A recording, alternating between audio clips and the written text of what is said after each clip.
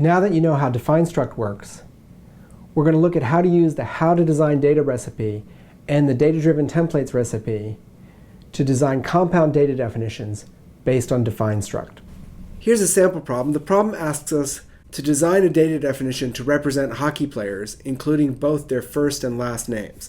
So I'm working with the same example we used to learn about define struct, but now we're doing the full data definition.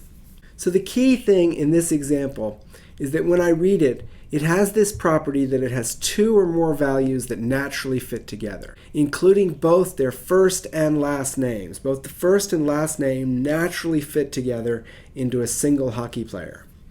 That's the key information property that we're looking for to decide if we want to have a compound data definition. If we look at the design recipes page and then go to the how to design data page, and we go to our table about form of information and what kind of data definition to use, it says that when there are two or more values that naturally belong together, we want to use a compound data definition. And here it talks about a compound data definition. As we did when we learned the other data definitions, you should go review this on your own. I'll just work through it. So the first thing in a compound data definition is there's going to be a structure that we're going to use to pull the multiple values together into a single value. So we'll say define struct player, and then the list of field names, we'll call them first name and last name. So now I have a mechanism for doing it. And I'm going to say player is make player string string. Now what is this doing? So what this is doing is it's saying something is a player if it's a make player and the first field is a string and the second field is a string.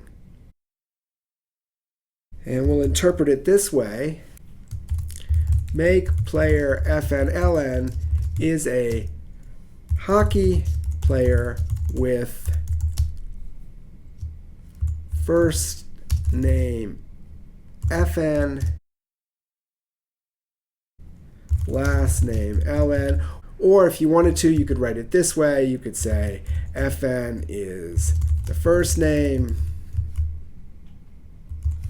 LN is the last name. You can write this interpretation a number of different ways. The key thing is you have to tell me how to interpret a piece of data of this form, so that if I happen to be reading the program and I see make player, I know that the first name is Bobby and the last name is Orr. So there's my interpretation. Here's an example. We'll stick it right here. We've already got one.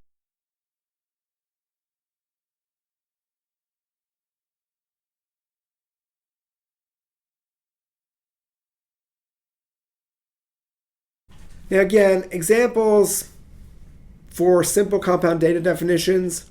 You don't really need very many of them in order to be clear. One example would probably be good enough here.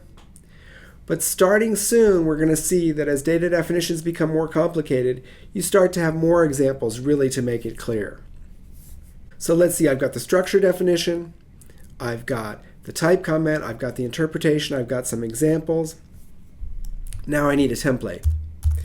So we'll say define fun for player P. Something's going to go there. Template rules used. So now I'll go back over to the design recipes, and I'll go to the data-driven templates recipe. And if the type of data is compound, then what I'm supposed to use for the body is all the selectors. So I'm going to have dot, dot, dot, and then all of the selectors. So jumping back over here to Racket, it means in this case I would write dot, dot, dot, player FNP, player LNP. And the rule is, which rule was that? It's the compound data rule. And so we're going to say the compound rule, two fields. Now over here, there's another detail that says consider the result type of each selector. So what I'm going to do here is I'm actually going to go and write this like this. And I'm going to put a note here that says, well, what does player fn of p produce? Well, if this make player is actually a player, then its first field is of type string. So that will be a string. And what will ln be? Well, it will also be a string. Now let's talk about this template for just a second. What is this template saying? Well, remember, the fundamental job of a template is to tell you what do you have to work with and what's the basic structure of the function. And what this template is doing is it's saying, listen, if you write a function that consumes a player as an argument, then what it has to work with is all of the fields of the player, in this case fn and ln. So basically, the fundamental shape of the function is take the player apart into its constituent field values and do something with them. ... as usual means do something. Here's the first name, here's the last name.